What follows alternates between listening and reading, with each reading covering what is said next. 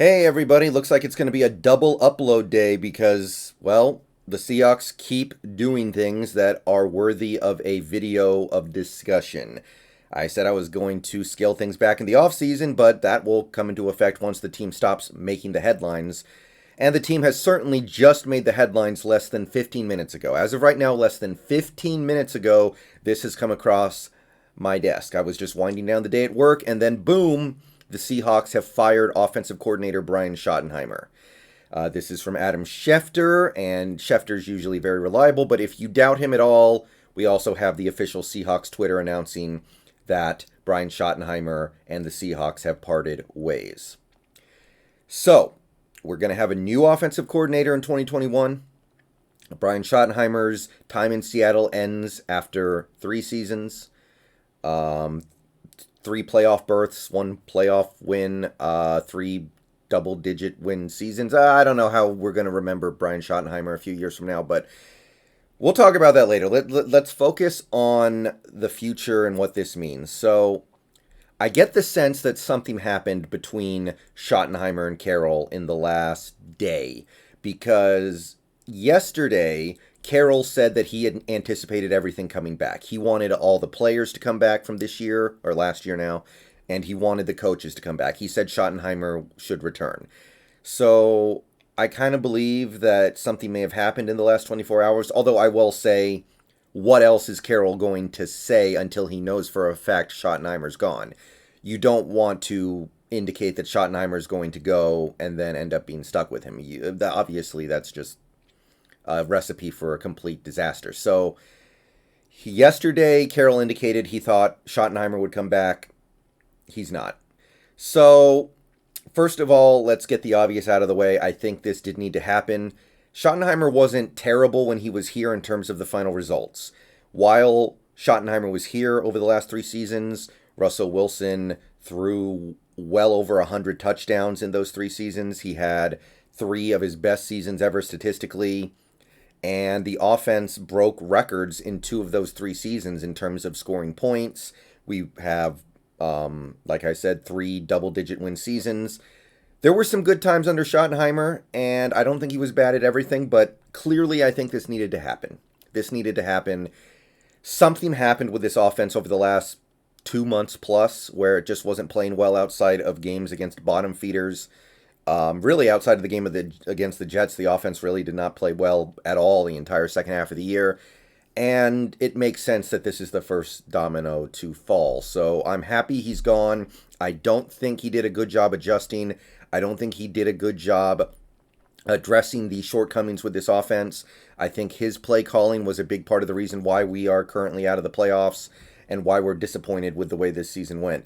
So I support this decision by the Seahawks organization and by Pete Carroll. However, we need to watch what happens next, because presumably sometime in the next few months we will be bringing in a new offensive coordinator, and the kind of person that we bring in and the things that he says are going to tell us a lot about whether or not the 2021 Seahawks have a chance to be special.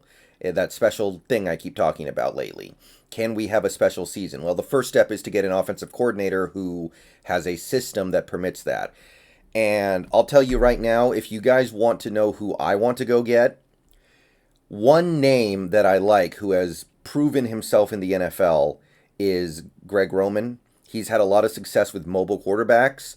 However, Greg Roman would be a short-term fix. He has a reputation for coming into a offense with a mobile quarterback and making them really good for a year or two, and then it just flames out. So maybe Greg Roman could come here for a year or two and climb and get this offense to climb the ladder, and then probably move on. If not that, you could go get some hotshot from college. There are dozens of them out there. Somebody in the NCAA right now who has a high-powered, high-octane offensive attack. There are, I'm not going to list all the names, but you guys understand who I'm talking about. Not Lincoln Riley, of course. He's not going to come to the NFL for an offensive coordinator job, but somebody from that tree, or somebody who runs offense similar to Lincoln Riley the way he does it in Oklahoma. So you can go get some hot shot from college. Other names that I kind of have interest in would be somebody like a Mike Kafka, who I believe is a part of Philadelphia. They may be promoting him from within because they let Doug Peterson go. I don't know.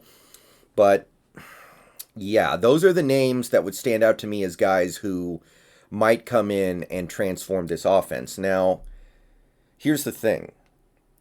Pete Carroll indicated in his post-game or post-season, I guess, press conference that he felt like one of the things that we did wrong this year is we didn't run the ball enough.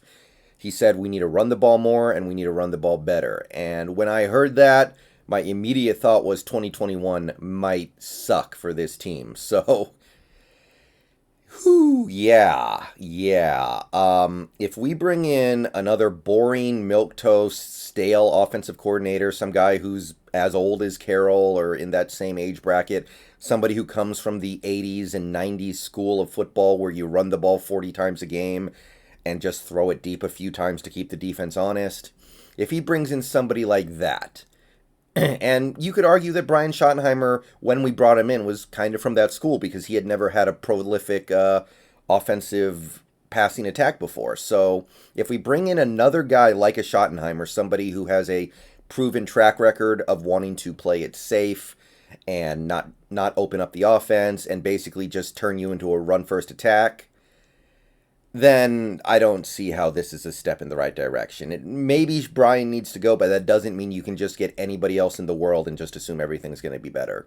So this is step one, and I think it's a necessary step to this team getting a lot better in 2021. However, we have to keep a very close eye on step two, or step one means nothing. So if you guys want to know who I would like to go get at this point, Greg Roman is at the top of the list. Hot shot from college would be at the top of the list. Somebody like Mike Kafka also interests me if he's available, which I kind of doubt.